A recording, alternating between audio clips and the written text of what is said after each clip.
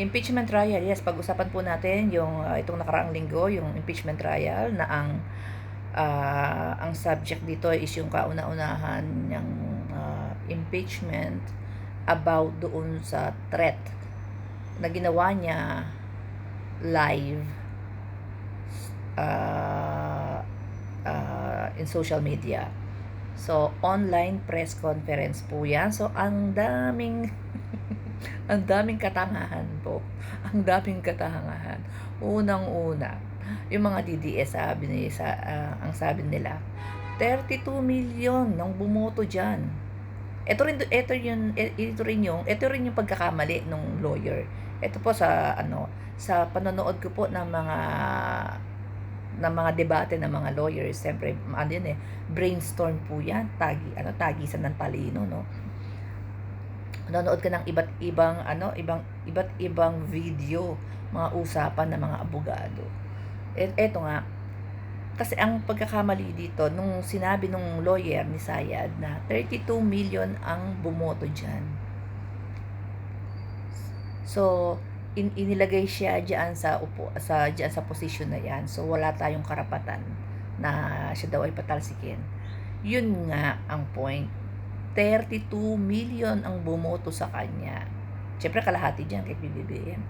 So, 32 million ang bumoto sa kanya. 32 million ang kanyang binitrade. Diba? 32 million yung kanyang niloko, yung binitrade niya. 32 million yung nagtiwala sa kanya. Pero ano yung mga kinakaharap niya ngayon? Diba?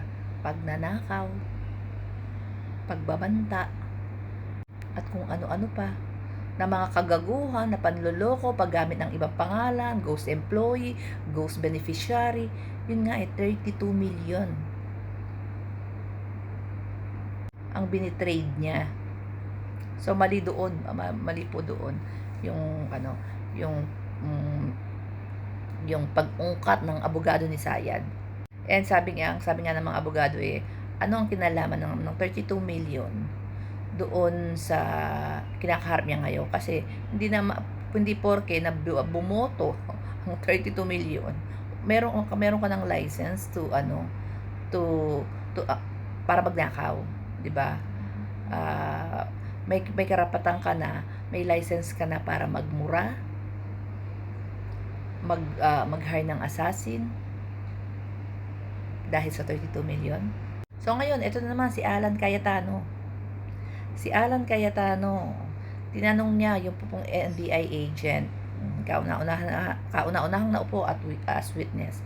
Tinanong niya, yung daw threat na yun is conditional. So, sa mga napanood po natin, walang conditional or unconditional threat. Walang conditional threat. Threat is a threat, which is tama naman. Actually, nag-uumpisa naman yan sa bullying, di ba? Ganun naman ang ginawa nila, di ba? Ganun naman ang ginawa ng mga Duterte.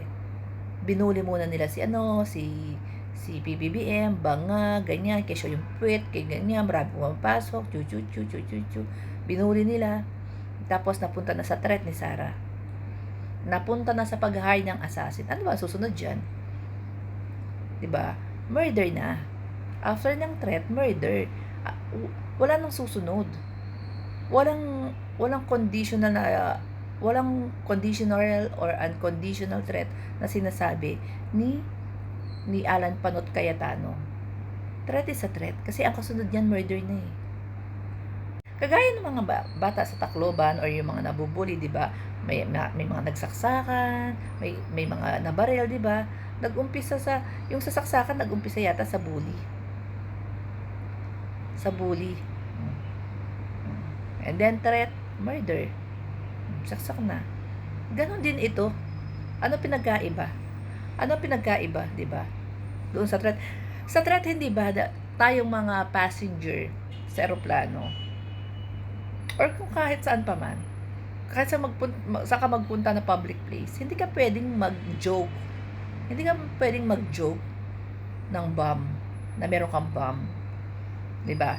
kapag nag-joke ka ng ganyan, it's either stop, i-stop yung plane, madedelay yan, pabababain yung nag-joke ng may bomb siya, madedelay, may checking yan. Baka hindi na siya pasakayin. Hindi mo pwedeng gawin yan sa lahat ng public place na magjo-joke ka about bomb. Pwede kang dalhin sa possible na dalhin ka sa ano yan, sa municipality, di ba? I-check kung ano ba yung threat mo na yan, ano ba ka nag-joke ng may bomb, di ba? Yung nga tayo mga ordinaryong Pilipino, hinihigpitan tayo dyan sa mga joke na yan, di ba, about threat. Kagaya na lang nung kay yung panahon ni Digong, yung teacher, di ba? Nag-joke din yun kung sino makakapatay kay Digong is bibigyan niya yata ng 25 million ba? Pero wala siyang kapasidad na magbigay ng 25 million. Wala siyang capable. Hindi siya capable na magbigay ng 25 million. Diba? Pero kulong 11 years sa pagkakaalam ko, 11 years yung kanyang sentensya doon sa joke niya. Bakit ito second highest position ng Pilipinas? Sabihin natin joke. Bakit hindi siya nakasuhan? Nakulong. At ang kanya pang tinret is yung pinakamataas na posisyon ng Pilipinas. At galing sa pangalawang mataas na posisyon. Kung tayo mga ordinaryong Pilipino, hinihigpitan tayo sa mga joke natin. Social media, doon sa yung mga guides natin ko sa mga aeroplano, public place. Bakit sila malaya? Alam mo, ang nakikitang problema dito, parang parang kay Marcoleta. Si Marcoleta, sa bibig niya mismo nanggaling kasi yung kaso niya. Kaya siya nagkaroon ng kaso dahil siya mismo galing sa bibig niya. So, ang kalaban niya sarili niya.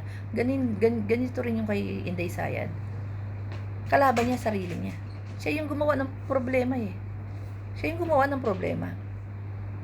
Siya yung nag-online dyan at nagbanta, yes, no joke, nag-hire ako ng assassin, So, dapat siya managot. Ito naman ang katangahan na sinasabi ko, yung kay Robin Padilla. Katangahan na humihingi siya dun sa NBI agent ng original copy na hindi galing sa internet. Saan ba ginawa yung online press con? Hindi ba gamit internet? Gamit internet, Facebook, YouTube, naka-live sila, lahat na. Napapanood hindi lang ng buong Pilipinas, buong mundo. Online nga online press con, di ba? Tapos gusto niyang humingi ng original copy na hindi galing sa internet. Siyempre, sa kabobohan, siyempre, umepalit itong si Harry Roque. So, umepal si Harry Roque na hindi makauwi ng Pilipinas. Na dapat daw, sa kanya daw manggaling yung original. Siya daw dapat ang mag-authenticate nung original kasi daw siya daw yung nag-record noon. O, di ba mga gunggong? Kaya lalo nabobobo si Robin Padilla. Kasi, sinugundahan pa ni Harry Roque na siya daw dapat daw sa kanya manggaling yung original dahil siya daw ang nag-record nun. Dapat daw siya daw ang mag-authenticate nun. Puro nga kagaguhan itong mga DDS na to. Isipin mo halos DDS na to may problema. May problema sa korupsyon, flood control, insertion, ano pa ba yung sangkot sa Pogo, 'di ba? Sa balita natin disclaimer tayo itong si Robin Hood, sabi ni Pebbles Sururut, meron tong small bahay lang naman yung kanyang yung kanyang Pogo Hechos niya, sa bahay lang. Hindi pa ganun kalaki, hindi kagaya ng kay Big Ate Babalina, talagang hawak ang Pampanga.